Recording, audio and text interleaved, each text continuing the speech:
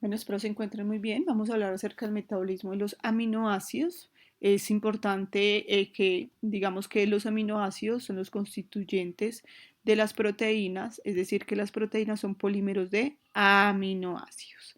Por lo tanto, debemos hablar primero de las proteínas. Tenemos entonces que cuando nosotros hablamos de las proteínas, la digestión comienza en el estómago. ¿Sí? En el estómago podemos hablar de tres clases de células, donde hablamos de las principales, las parietales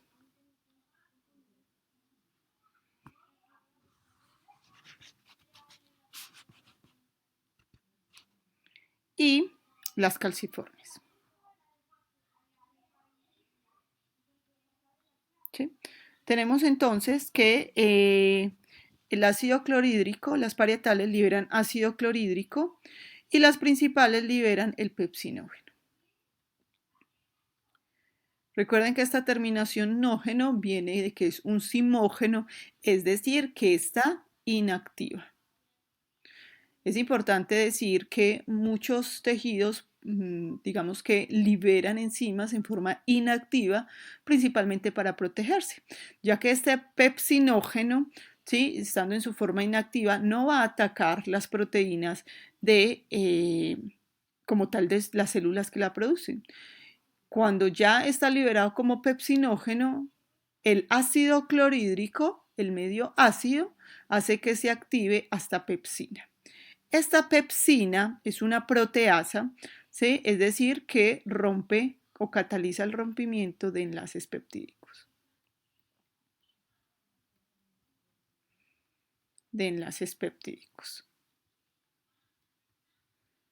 ¿Sí? Ahí tenemos la razón por la cual Ahí tenemos la razón por la cual el estómago se torna ácido. Hay que mencionar que esto, digamos que sucede desde la fase neurológica de la digestión, es decir, el alimento no ha llegado y ya el estómago está preparado para recibirlo. ¿Sí? Estas células calciformes como tal, digamos que se especializan en producir una mucosa como protección para el estómago. Bueno, hay que decir que la digestión de las proteínas continúa en el intestino. Allí el páncreas libera unas enzimas, unos simógenos también, es decir, enzimas inactivas. Tenemos acá el intestino. Entonces el páncreas libera como tal lo que son unos simógenos, ¿sí? Entre los cuales se encuentra el tripsinógeno, ¿sí? El quimotripsinógeno, por ejemplo. Todas estas son enzimas inactivas y también libera el páncreas el bicarbonato de sodio. Ese bicarbonato de sodio tiene un objetivo y es neutralizar la acidez, ¿cierto? Del alimento semidigerido que viene del estómago. Tenemos entonces que estos son simógenos, recordemos que no se producen en forma activa para que no vayan a afectar el páncreas y ellos como tal, ¿sí? Se activan ya en el intestino. Entonces este tripsinógeno por acción de la enterosinasa se activa y se convierte en tripsina y esta tripsina activa todas las demás. ¿Sí? Entonces esta tripsina cataliza, digamos, la activación del quimotripsinógeno hasta quimotripsina. ¿Qué? Porque estamos hablando solo de las que están implicadas como tal en la degradación de las proteínas, pero allí también se liberan proamilasas, proelastasas, ¿sí? Y todas están implicadas en la digestión. Muy bien, tenemos entonces que ya después pasamos a otra porción del intestino que es el yeyuno. Allí como tal, ¿cierto? Estos aminoácidos van a salir hasta la sangre, a la sangre, y la propuesta es que salen en sin porte con el sodio. Entonces el sodio sale a favor del gradiente de concentración y los aminoácidos pues en contra del gradiente de concentración. Y cuando ya se encuentran en la sangre, ¿cierto? Ya estos aminoácidos van a cumplir diferentes funciones, que una de sus principales es ¿cuál? Formar las proteínas que necesita como tal el organismo. El mecanismo de los aminoácidos, debemos recordar que hay aminoácidos esenciales y no esenciales cuando hablamos de los animales. Los no esenciales hacen referencia a los que podemos sintetizar y los esenciales hacen referencia a los que no podemos sintetizar, es decir, que debemos obtener de la dieta. Eso es diferente cuando hablamos de las plantas. Las plantas tienen la capacidad de sintetizar todos los aminoácidos, ¿sí?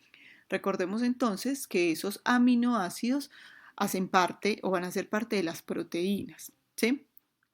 Ahora, los que no se utilizan para hacer parte de las proteínas, ¿sí? Ni se utilizan como precursores de otras moléculas, deben ser eliminados. Entonces recordemos que cuando hablamos de degradación estamos hablando de catabolismo, ¿sí? Tenemos entonces que, repito, los que no son utilizados deben eliminarse rápidamente, ya que este grupo amino es potencial a convertirse en ion amonio. Recordemos que el ion amonio es NH4+, y se propone que este es tóxico, ¿sí? Por lo tanto, si no se elimina, es porque se usó, ¿sí? Bueno, esto principalmente pues hablando de los animales. Tenemos entonces que se puede mencionar algo que es el equilibrio del nitrógeno, hace referencia a qué cantidad de proteína come usted con respecto a lo que necesita, ¿cierto? Entonces uno puede decir que hay un equilibrio positivo si usted come lo que necesita, ¿cierto? De nitrógeno. Pero hay un equilibrio negativo si por el contrario usted consume menos proteínas de las que necesita. Bien, tenemos entonces que cuando hablamos del catabolismo de los aminoácidos, ¿sí? Hablamos de que hay tres procesos principales, que está la descarboxilación, la transaminación y la desaminación oxidativa. Esa descarboxilación, como su nombre lo dice, hace referencia a pérdida de carbonos. Tenemos entonces que como producto de esa descarboxilación se obtiene CO2 y aminas, que algunas de esas aminas resultantes son importantes a nivel biológico. Aquí coloco un ejemplo, que es que en las neuronas hay un neurotransmisor que es el ácido aminobutírico, que sus siglas son GABA, es un neurotransmisor inhibitorio que se puede sintetizar a partir del glutamato. Entonces tenemos aquí el aminoácido glutamato,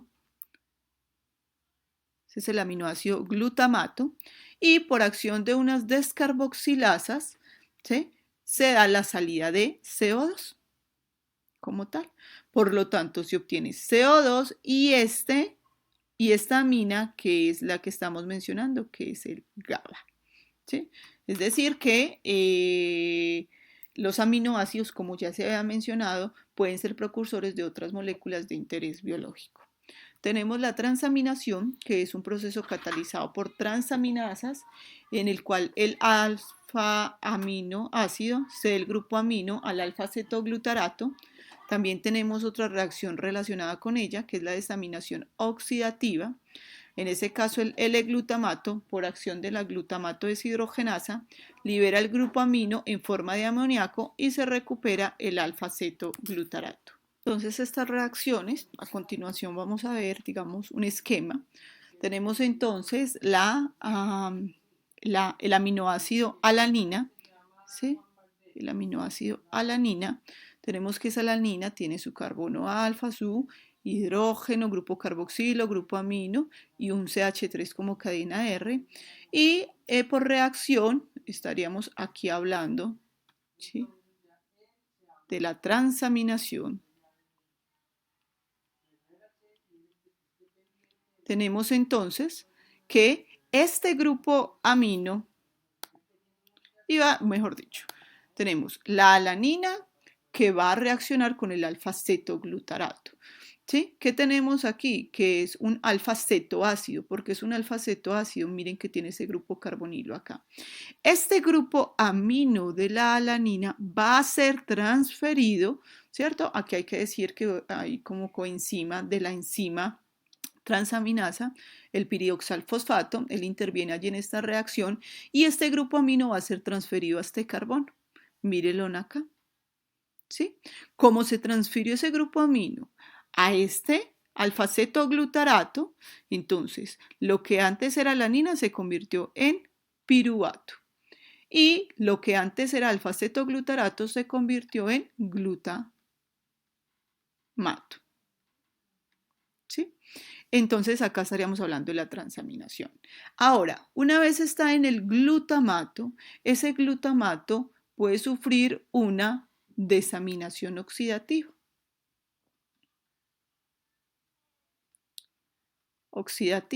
Esa desaminación oxidativa, ¿sí? Sale el grupo amino del glutamato, sale el grupo amino y se convierte nuevamente en alfa-cetoglutarato.